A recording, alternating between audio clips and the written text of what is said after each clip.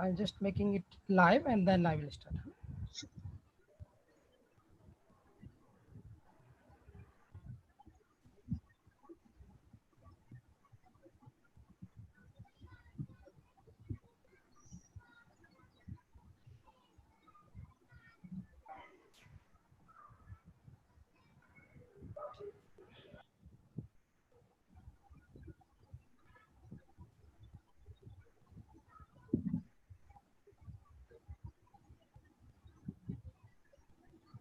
Pooja, can you please check if it is live on INEA's page, INEA's YouTube page?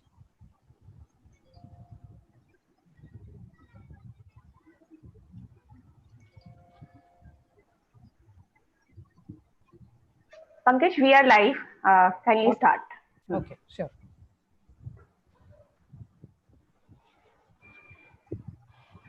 Hello, good morning, one and all. I, Dr. Pankaj from IUSC New Delhi, along with my INEA's colleague, Dr. Pooja from CSIO Chandigarh, welcome you all in the sixth webinar of INSA INEA's webinar series, Vigyan Setu. As you all aware, in Vigyan Setu series, we invite eminent speakers established in their field of research to speak on various aspects of science, and it also provides a platform wherein your questions, queries are addressed by the speaker on the related topics. As we all know, COVID-19 has posed many challenges in front of all of us. How are we dealing with these challenges? What is the status of vaccine development? Questions on post-development, global cooperation in this direction, and many more. Today, to speak on all these concerns, we have with us India's pride, the very first and only woman as Fellow of the Royal Society UK, Professor Gagandeep Kang, Executive Director, THISTI, as our speaker. She will speak upon evidence for prevention of COVID-19. I request all our viewers to post their questions related to the topic on YouTube chat box, which we will take with the speaker after her talk. Before we start the webinar today, it is our pleasure to have Professor Chandrima Saha, President INSA, with us to give her remarks and introduce today's speaker, Professor Gagandeep Kang. Professor Saha, please. Yes, welcome to you all on behalf of INSA in this INSA INEA's Vigyan Setu webinar series. It is indeed a great pleasure for us that we can have Dr. Gagandeep Kang, who is a very busy person now. And I'd like to thank her for giving her precious time to us. Now, before I go into a formal introduction, I'd like to say a few words about this webinar series. This series was started during the period of lockdown to reach out to people with information about the crisis that is facing us. Now, we have also tried to provide latest information on COVID-19 on our website. However, we thought that this would be a way to reach out to people. And this webinar series will cover various emerging aspects of science, even other than the current pandemic, once we are out of these extraordinary situation. Now, I urge the audience to send queries and actively participate in this webinar series, and also send us your suggestions if you want to hear something special that we will try to arrange. Now, I would like to thank INEAS for actually coming forward to organize this webinar series very actively with a lot of energy. So my thanks are to them. And now going into the introduction of Professor Kang, which is a very difficult one to do because it is impossible to introduce her in a very few lines because her accomplishments are many. But I shall urge the students to read about her work in the field of diarrheal diseases and how she has made important societal contributions along with good science. She is in fact a role model to follow for many. She is internationally recognized for her contributions to vaccine developments for rotavirus and vaccine policy. And as Pankaj said, she is the first woman from India to be elected a Fellow of the Royal Society. This is indeed a great honor, and we are very proud of her. And currently, she is the executive director of the Translational Health Science Technology Institute, which is an institute under Department of Biotechnology located in Faridabad. Now, she serves on the scientific and advisory committees of several national and international.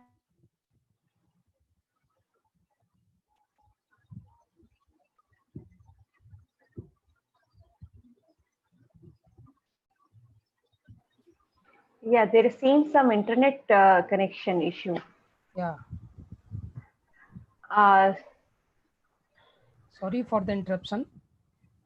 There is some internet connection issue at the end of Professor Saha. We will get back to you soon.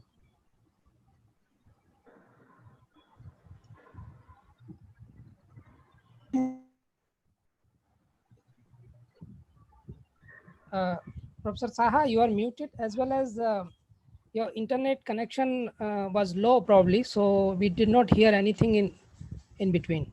Please unmute yourself first. Please unmute. Okay, I unmuted. So I think that's probably because I should not be introduced for a long time. So now she has built a very strong interdisciplinary research program on enteric infections, nutrition, and child development, and also a great job in training students and young faculty in clinical translational medicine, aiming to build a cadre of clinical researchers studying relevant problems in India. So her work has been recognized through several awards. I cannot mention all of them, but most notable is the Infosys Prize in Life Sciences and also the Ranbaxy Science Prize. And she is member of all academies in the country and a very, very accomplished person. So we are looking forward to hear her views today on the present crisis. So I request Dr. Kant Professor Kant to start the webinar. Talk. Yeah. We formally request you, ma'am, to deliver today's talk. Yeah.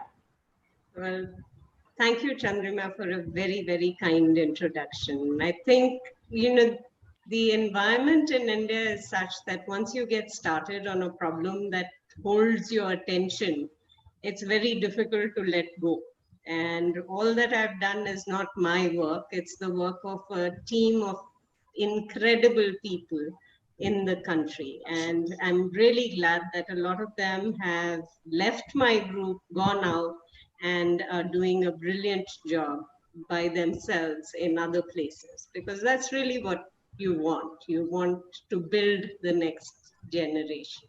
So what I'm going to do is I'm going to share just a couple of slides with you and talk through those slides. And then I'd like to make the session really interactive and take questions from everybody. I think some of the questions that are coming up I may be addressing in these slides, but let's see.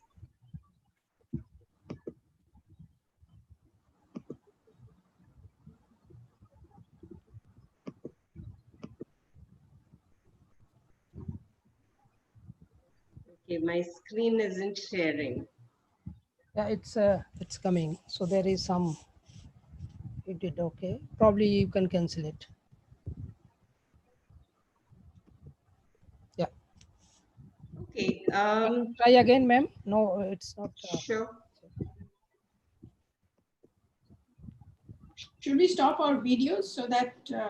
Yeah, we can stop our video. It says screen sharing has failed to start, but can you see my screen now? Not yet, ma'am. Not yet.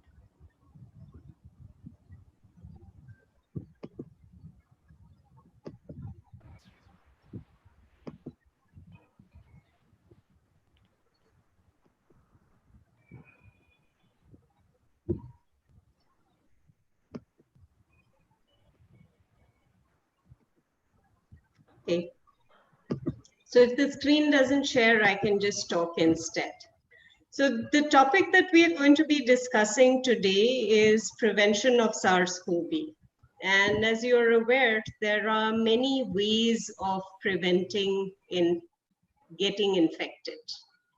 One of the easiest ways not to get infected is not to be in contact with people who are potentially infected themselves. So if we think about the idea of the lockdown, the idea of social distancing, those are all essentially a way of putting a distance between ourselves and those who might be infected. But the question about distancing individually is, how far should you go? Is 3 feet enough? Is 6 feet enough? Should it be 10 feet? The simple answer to that, the further away you are from a person, the better it is. The WHO recommends a distance of greater than 1 meter. Other public health authorities recommend a distance of 2 meters. And the further you get, the lesser the chance of getting infected. Now, getting infected requires you to be near someone who is infectious and shedding virus.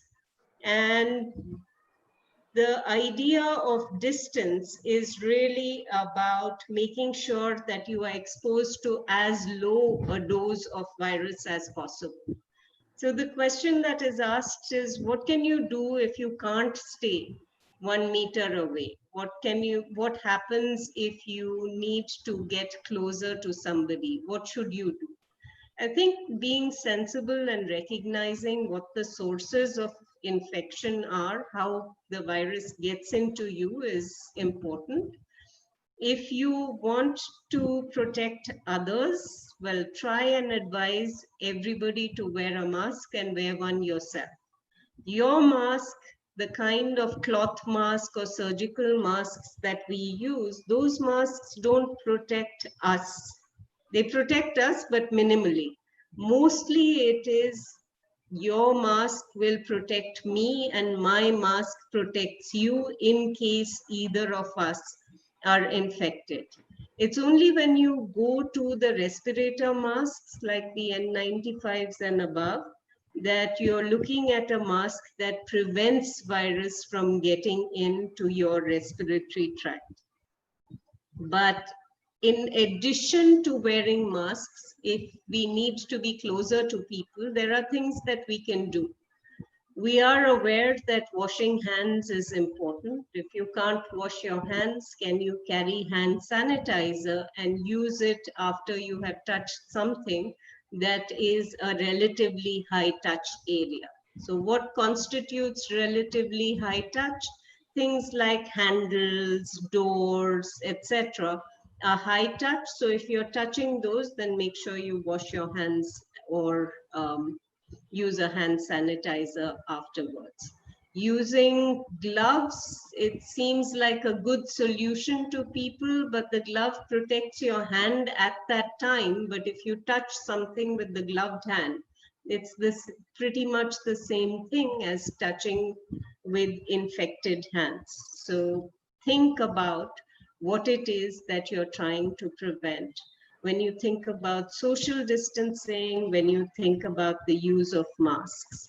The other things that people have started to talk about is, if we can't, we can't live like this forever. So should we be thinking about what the future looks like for us? Should we be thinking about opening schools? Should we be thinking about opening colleges? What does shopping safely mean? What does working safely mean? When will we be able to travel again? When will we see family again? When will we go on holiday? I think for all of these, the idea is minimize risk of infection for as long as possible. And minimization of that risk comes essentially from not being in contact with an infected person. So people who have symptoms that may resemble COVID-19 should stay home from work. And in terms of schools, looking at whether you can seat students far apart, whether some classes can be taken online, what you can do in playgrounds that does not involve children necessarily touching each other or breathing on each other. The same thing for colleges. Two of the things that have been found to be high risk factors when people interact with each other is speaking loudly or singing, and the other is eating together. We don't realize it, but when you eat, a fair amount of saliva comes into your mouth. And if you eat and talk at the same time, you're going to be spraying out some amount of saliva that can cause infection. So many restaurants, for example, are responding to this by putting perspex or glass shields between people who are sitting at a table. And that seems to be becoming what the new normal is. Now, should we continue to think about this as being a danger that we will live with forever and ever, or should we think about what the future might hold 2 years or 5 years down the line? I think when we think about that, we have to bring in what public health tools we will use, what therapeutic tools we will use, and what preventive tools we will use. The public health tools we already know. The masks, the social distancing are public health tools that we are applying today. In terms of therapeutics, there are a few drugs that have been proposed for prophylaxis.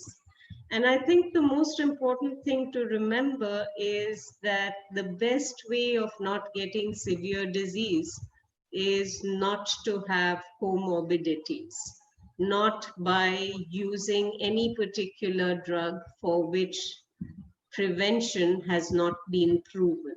This is something that has been highlighted in many parts of the world, that there is a miracle cure in Madagascar, which is a juice that you drink, that there is traditional Chinese medicine that will prevent you from getting COVID-19.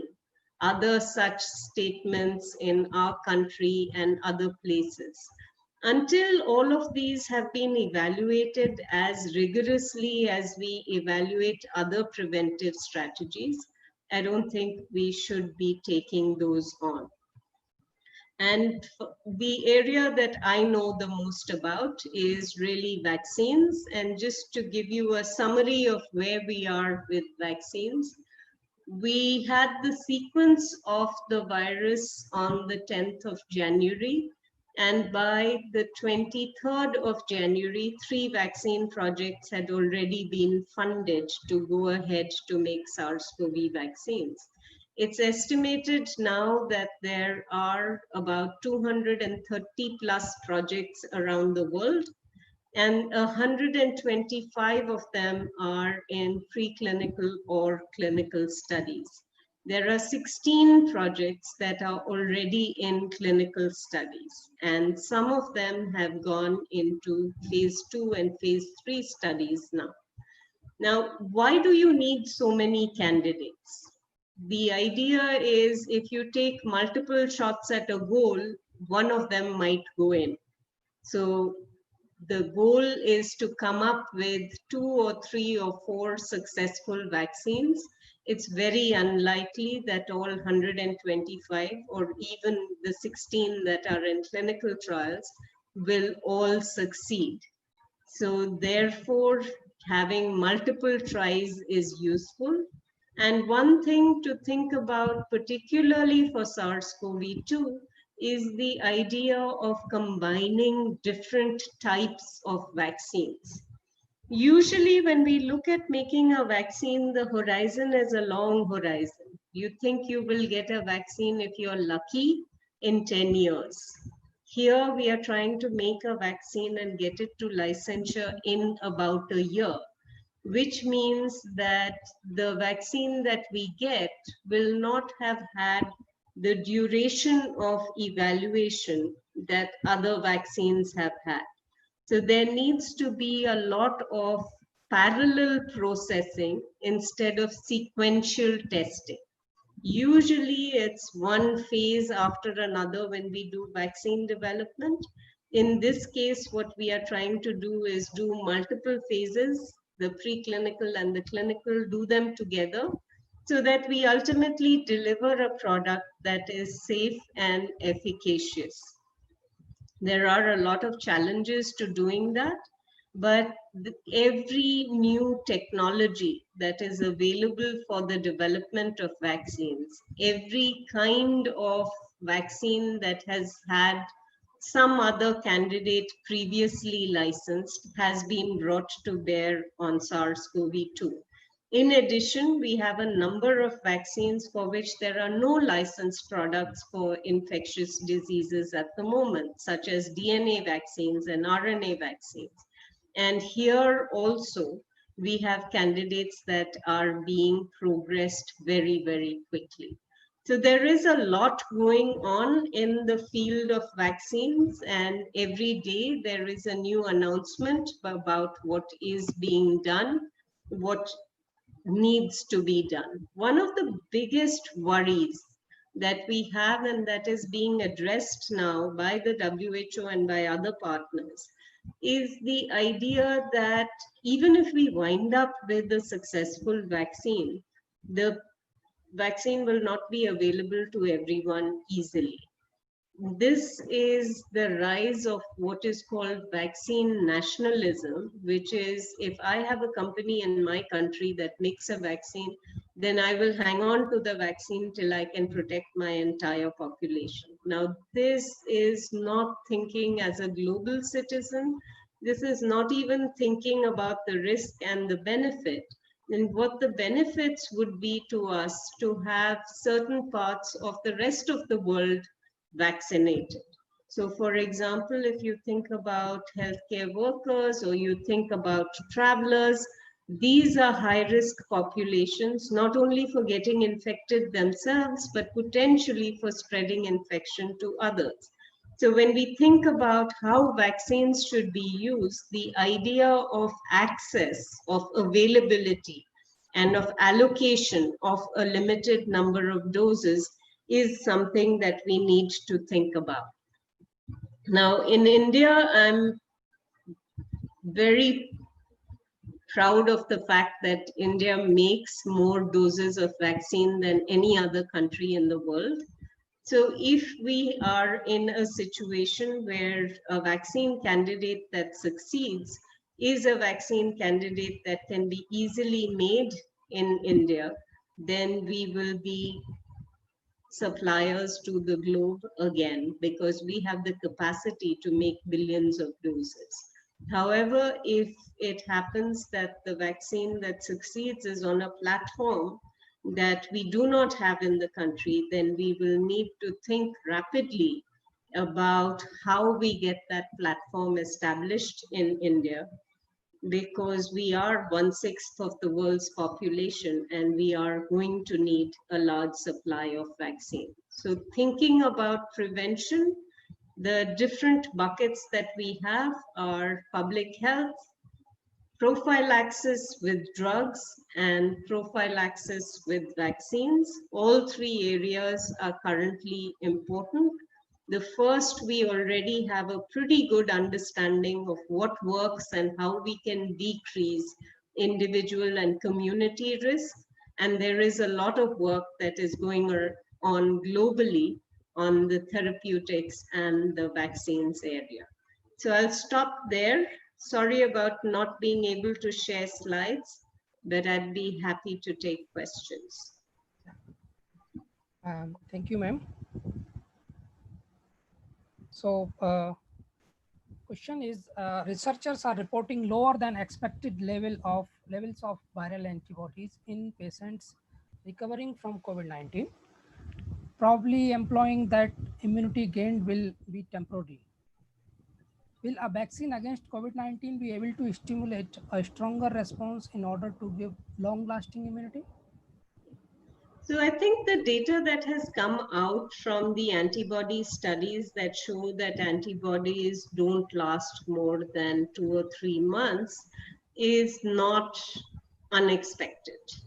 We know from seasonal coronaviruses that seasonal coronavirus antibodies last a few months.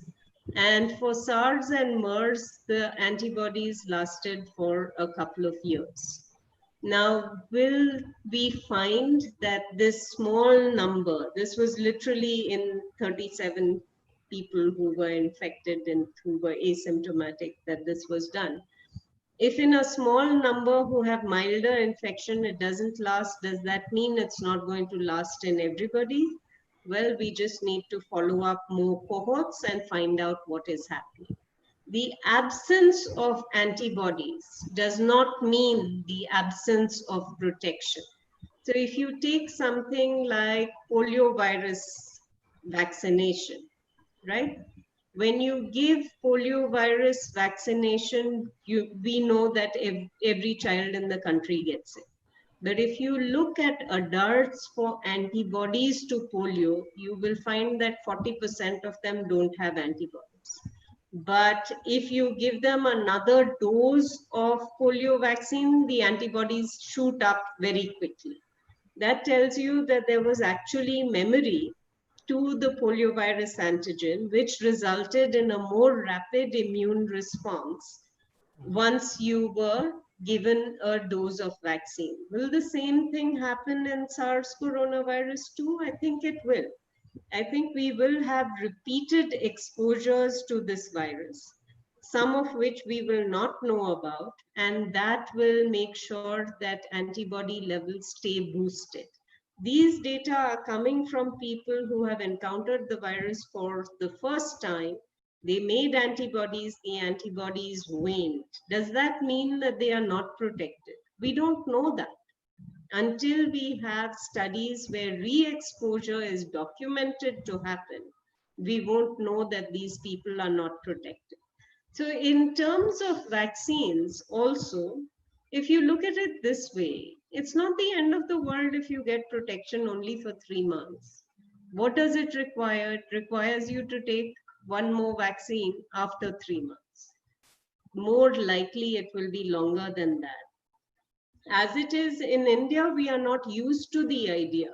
But in the rest of the world, people get influenza vaccination every year. In fact, the one piece of advice I would give everybody listening on this call is go get an influenza vaccine. Because even if the vaccine is not the greatest vaccine in the world, it will result in 30 or 40% protection and you won't get the symptoms of flu. So overall, there's a decrease in respiratory infections. Right, ma'am. Hopefully, all the one listeners listening to you will take this into account. So coming by to the second question, how about the serotype? So how much serology has been done, and knowledge about serology, will it help in designing a better vaccine candidate?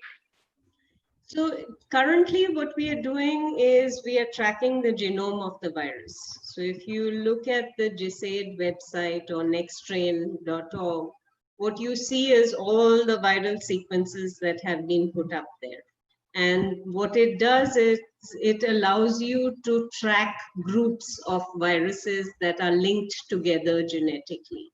That lets you see what a transmission chain can look like. Where did the virus come from? How long ago did it enter into this area? How much has it spread? Now that is a good epidemiological tool, but the fact that the virus mutates enough for us to be able to track different lineages of the virus does not mean that we will need to change the vaccine for every lineage of the virus. For some viruses, for some bacteria, it is important to have all types that cause disease in the vaccine. So pneumococcal vaccine is an example where you want every pneumococcal capsular type to be in the vaccine. However, there are others where it doesn't make a difference whether you have all the types in there or not. So the genotype may be very different, but the serotype is very similar. So hepatitis E is an example where you have different genotypes, but a single serotype. So that depends on which is the antigen that is inducing a protective immune response. In the case of coronavirus, we think that this is going to be the spike antigen, and almost every vaccine that is being developed that is not based on the whole virus is based on the spike antigen. And right now, what we know is that the receptor binding domain of the spike is the path that interacts with the ACE2 receptor. And if you interrupt that binding between the RBD and the ACE2, the virus cannot get in. So we think that this is a neutralizing antibody response. When you make a neutralizing antibody response that interrupts this interaction, you will not get viral infection, therefore no replication, and therefore, like in many other viruses, it's possible that neutralizing antibodies will be a correlate of protection. Right now, in that RBD domain, there are no mutations detected. There is one that is very close to RBD, very close to the spike, but it does not currently affect the region that we think is responsible for a protective immune response. It is something that we need to keep tracking, but right now there is no evidence. Yeah, thank you, ma'am. In fact, coming back to on the global efforts. So as you mentioned that there are many, vaccine candidates are, people are working on them, but is there any global efforts? I mean, with global cooperation, people are doing. Can you please throw some light on that? So before I mentioned earlier that we had 3 early candidates that were funded in January of 2020. That was done by an organization called CEPI, the Coalition for Epidemic Preparedness Innovations. I'm a member of the board of CEPI. This was established in response to the Ebola outbreak. The idea was that when we know we are going to have diseases that will happen quite frequently, we don't know the size, but we know that they will happen. So therefore, we need to think about having vaccines ready before the disease strikes. So Ebola was one candidate, then MERS, Lassa, Nipah were identified as candidates. And the other thing that CEPI looked at was there will be a disease X, a disease that we don't know where it will come from, when it will come, that we will have to respond very quickly to it. Now, that disease X is also identified by the WHO R&D blueprint as a potential threat to global health. And this year, what we are seeing is essentially disease X. The thing is, earlier when CEPI was established, the idea was these would be epidemics, so small outbreaks, 10,000 people, 50,000 people, 100,000 people. Nobody was thinking that we were going to get millions of people. In fact, there was a discussion, and the thought was that the next big pandemic is going to be influenza. And we know a lot about influenza. We know how to make vaccines for influenza. They're not great. So let's not worry about the pandemics. Let's worry about the epidemic. So CEPI got that a little bit wrong, but at least it has been hugely responsive to this pandemic. Now with CEPI, with multinational companies, with WHO, a structure has been established called the ACT Accelerator, Access to COVID-19 Tools Accelerator. There are 3 pillars there. It's vaccines, therapeutics, and diagnostics. And the vaccines pillar is led by CEPI, which is doing the vaccine development, and by the Gavi Alliance, GAVI. And Gavi is responsible for the distribution of the vaccines. So there is a lot of global cooperation that is happening in response to some extent to this idea of vaccine nationalism, which we have seen. For example, in the US, Operation Warp Speed is going to be focusing on specific candidates And the US has been quite enthusiastic about getting its people, getting its companies to buy companies that have technology in other parts of the world and bring it to the US. Yeah. Going by the next question, ma'am, you told about one pandemic, and now like the dengue is also one of the major problem in the country, and this season is also coming. So how well we are prepared to tackle both of them, and if COVID-19 cases spikes, so yeah, what would be the strategy? So dengue is also an unpredictable disease. So so if you compare dengue and chikungunya, for example, both are mosquito borne, but chikungunya seems to be sweeping through an area and then not really coming back for many years till there is a large susceptible population. In dengue, because there are 4 serotypes, right? You can have a dengue epidemic this year with one type and next year with another type.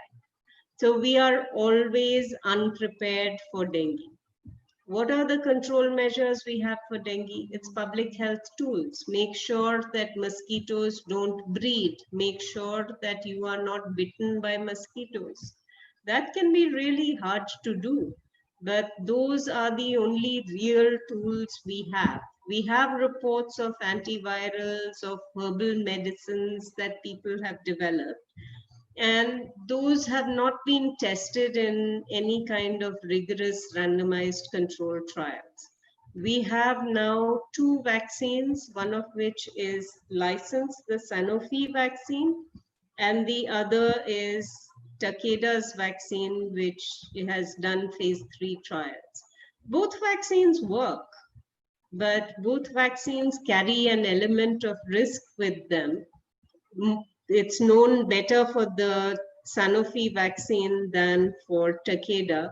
But essentially, when you have not had prior exposure to dengue virus and you take the vaccine, then the vaccine acts like a priming dose. And the second time you get when you actually get your first infection, it might wind up being more severe. So that's a problem. And that has led to the vaccine being withdrawn in many countries.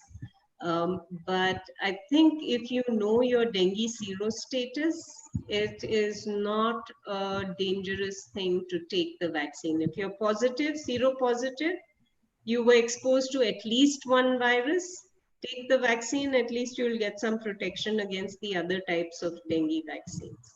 The vaccine isn't I don't think the vaccine is licensed in India yet. They had applied for licensure, but we've never had a situation before where you needed to test your immune status before taking a vaccine, and that can be very challenging to implement. Ma'am, what is your thought about the balancing, like if it is coming together along with the COVID-19? I think in India, we have a lot of experience with having multiple infections at the same time. So we frequently see people who have dengue and chikungunya together.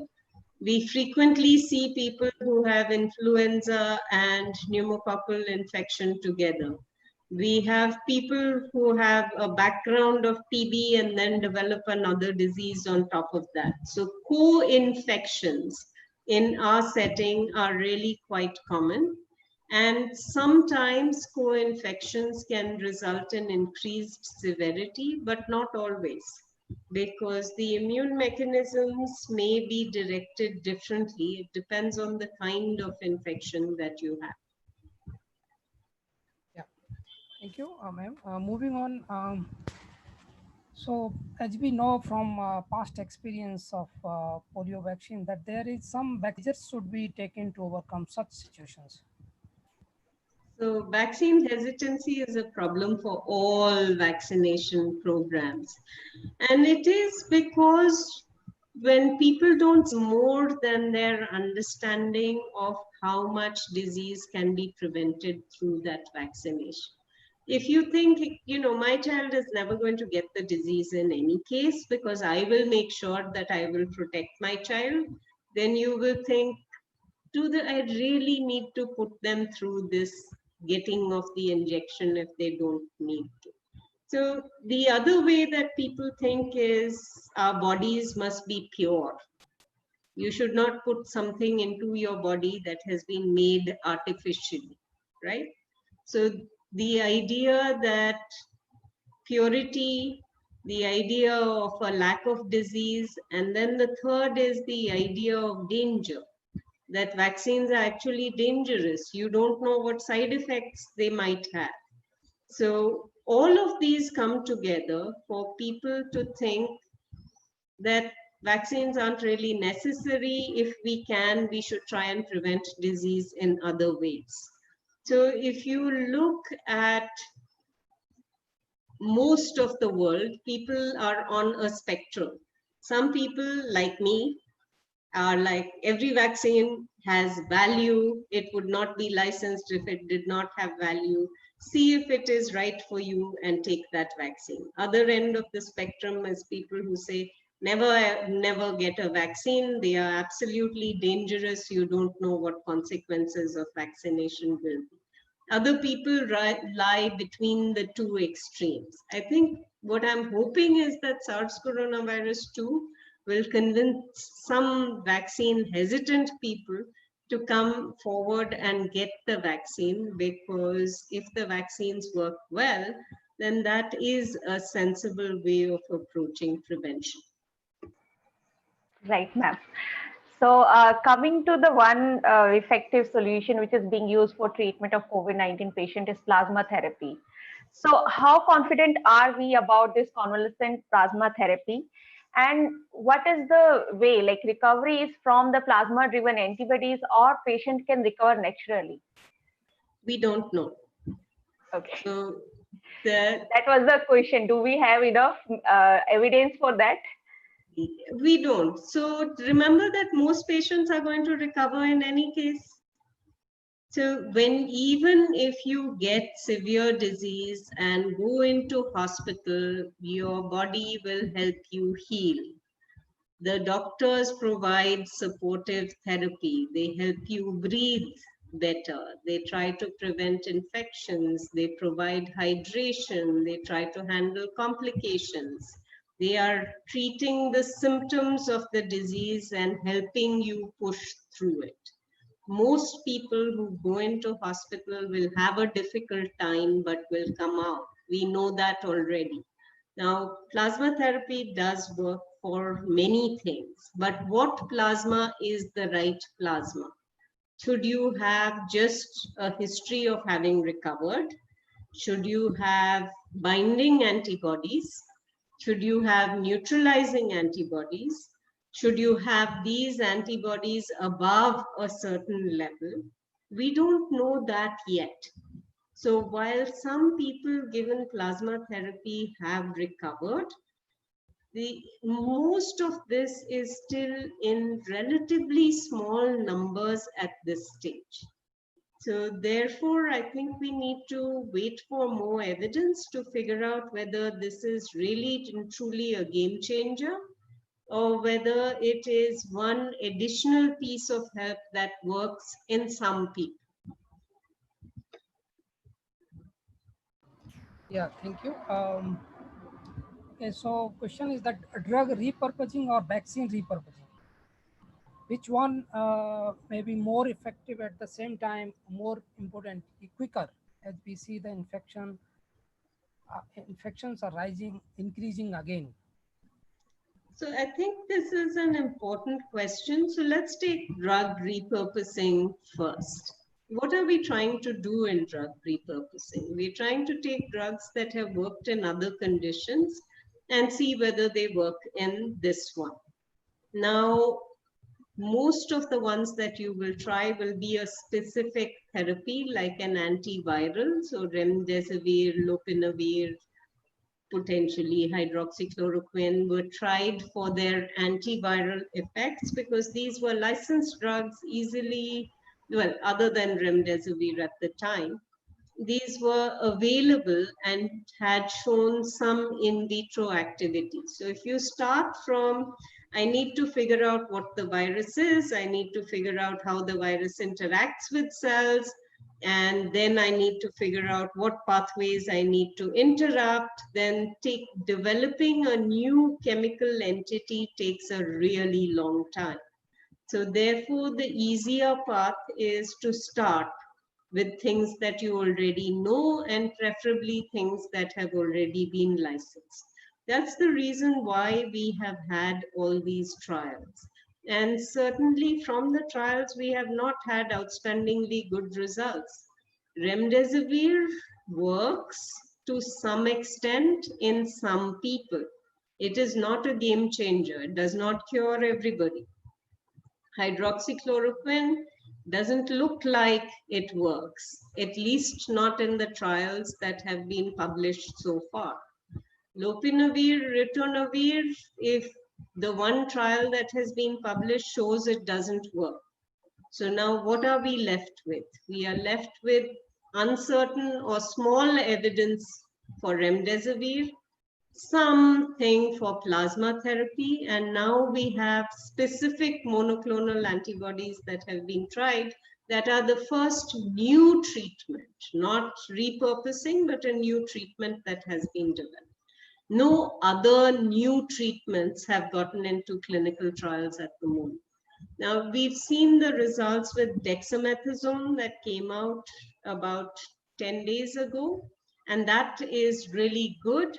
But it's very important to remember that dexamethasone needs to be given at a late stage of illness. If you give it early, you will suppress the body's antiviral effects. So you want to give this in order to suppress the inflammatory response that the body is making, not to suppress the antiviral response. So timing it and using dexamethasone is very important, but it really is more of a game changer because it's preventing deaths. And that's what we want to see happening. So that's repurposing drugs. Now, looking at repurposing vaccines, the two that we are trying is using the BCG vaccine, various versions of the BCG vaccine, and there is an Indian vaccine, Mycobacterium W, that is also being tried. For both of these, as for the drugs, we really need randomized controlled trials that show us that these work. The idea of trained immunity, that people who have had BCG previously can handle this virus better, well, that's lovely if we know that it happens, but we don't know it yet. Certainly, given the numbers in India, it doesn't look like the virus is behaving any differently in India than it has in other parts of the world. The only differences we can find are related to the age of our population and potentially the comorbidities in our population, not to whether our immune systems are different. Right, ma'am. So now we will take viewers' questions. So we have got a lot of questions on YouTube chat box. So going by the first question is about tablet release by Divya Pharmacy, Coronil. So Ayush Ministry has advised them to stop advertising this medicine. So what is your views on this controversy? Yeah. I think we damage ourselves when we put unproven therapies out there.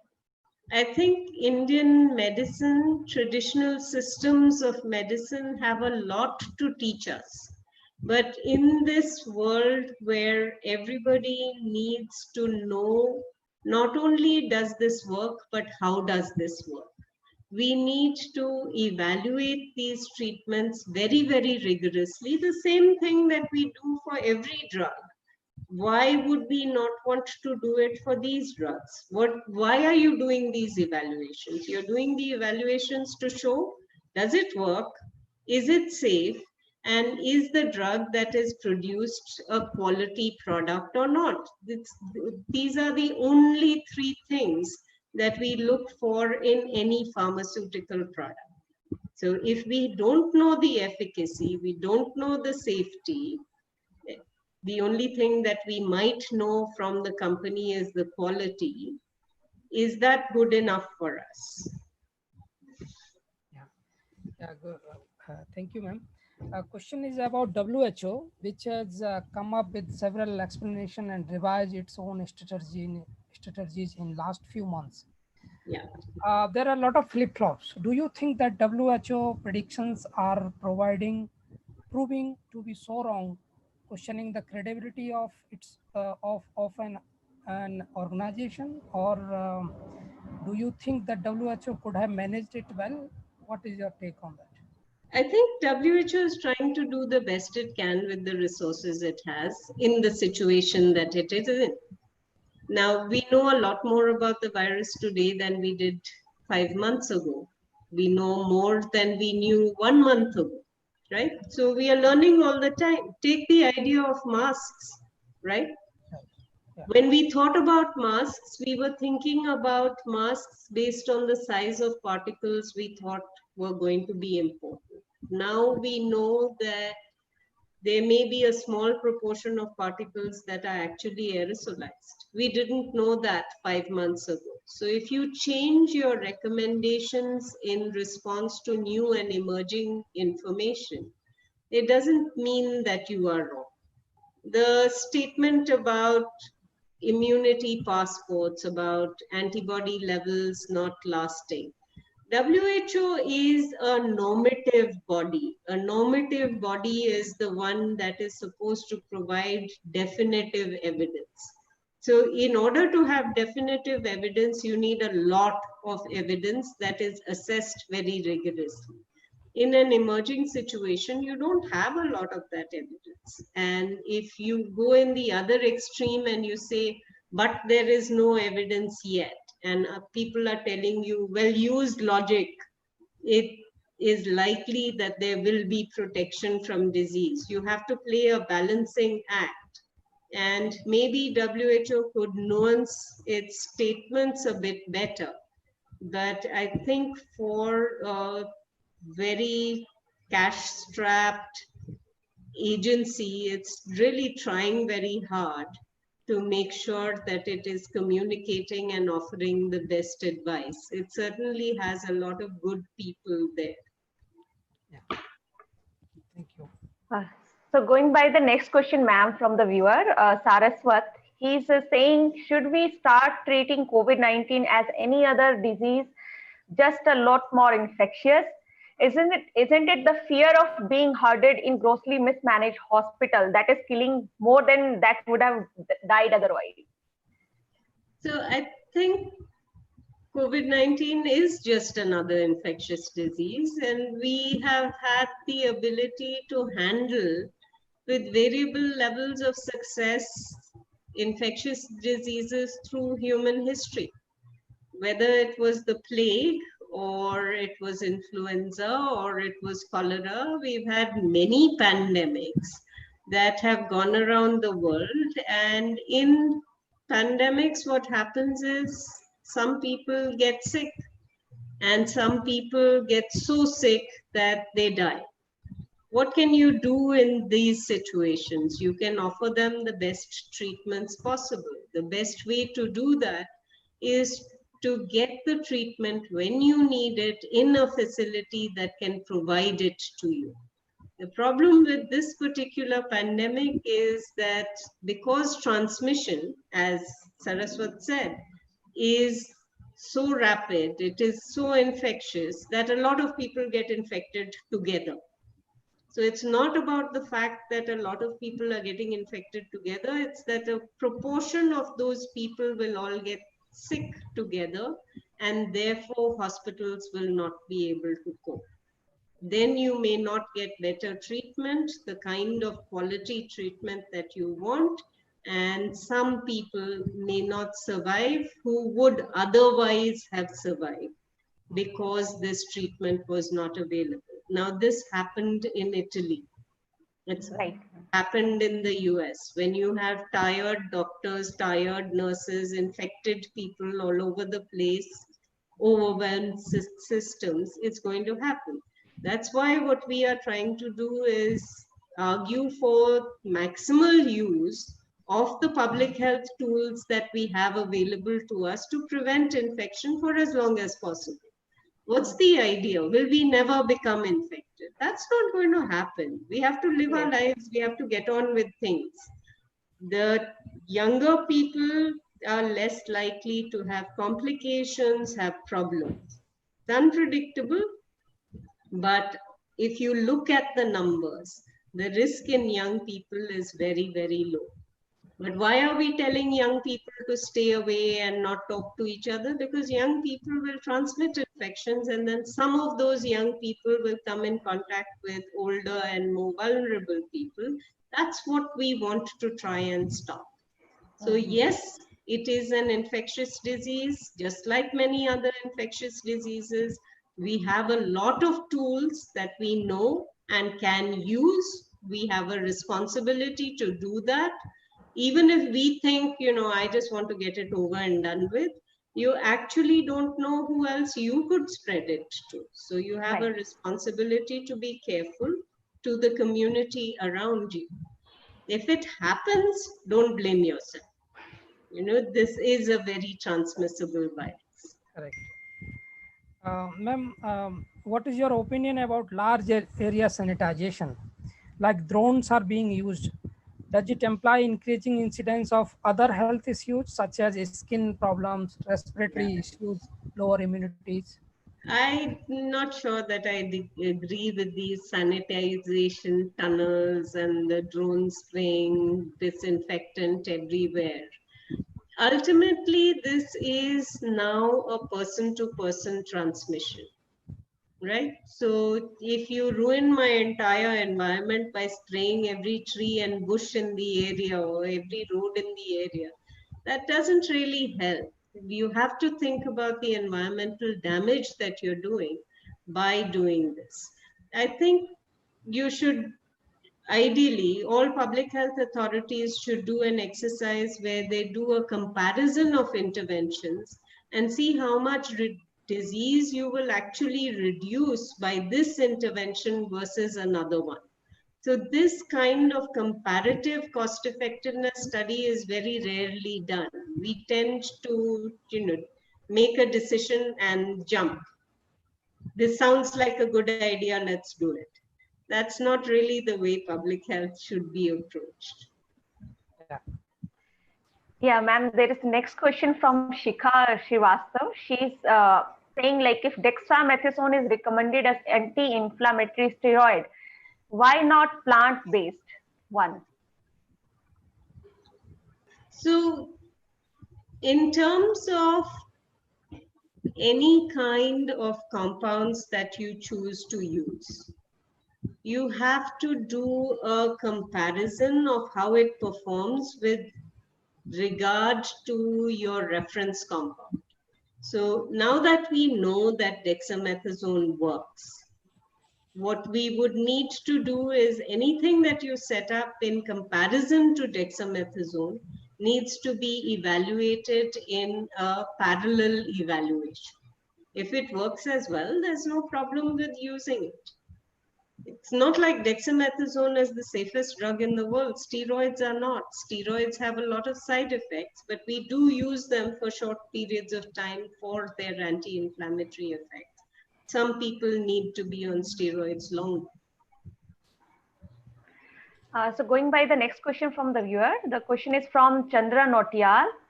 Are there any guidelines for people on how to dispose used masks? Because that is also going to create a lot of problems. Yes.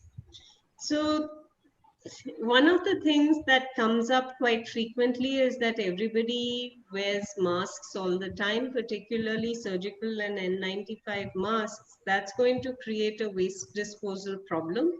And these masks are biomedical waste. They should be treated as something that is potentially infectious. And if you are in a healthcare environment, there are ways of disposing of it. There are bags that are classified depending on the hazard level, and you can put it inside those bags.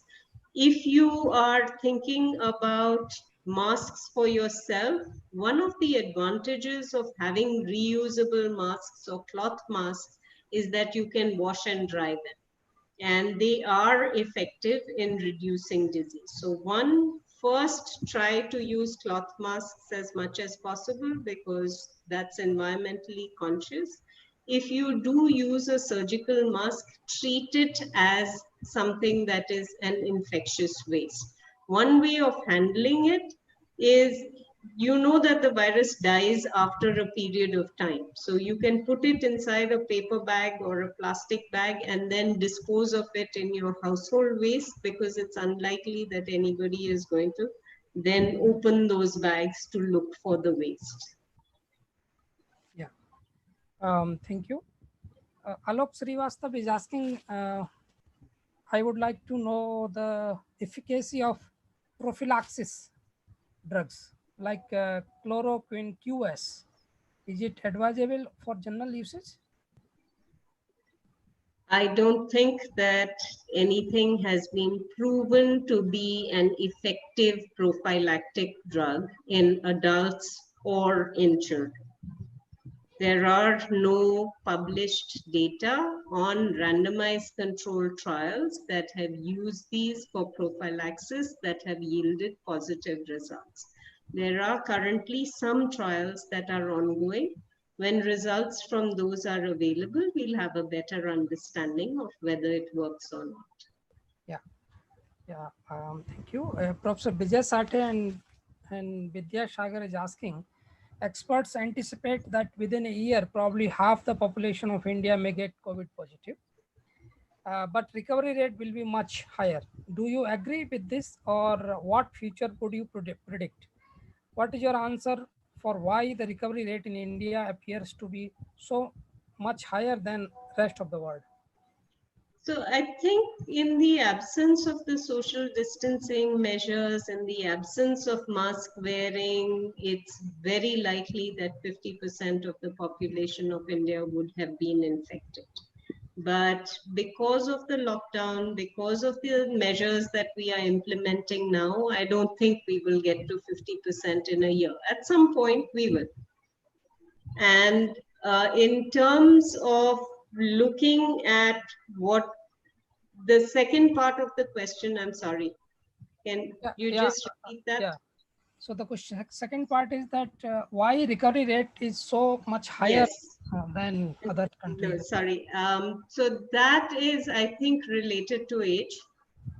The fact that our population structure, we have very few people who are over 65 years of age.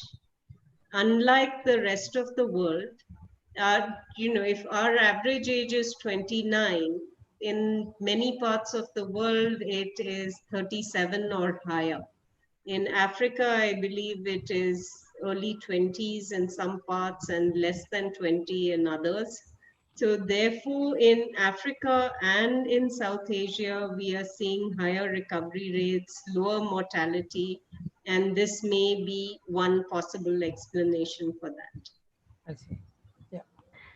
So ma'am, now there is the last question we will take from the viewer side. The question is from Upasana Ray.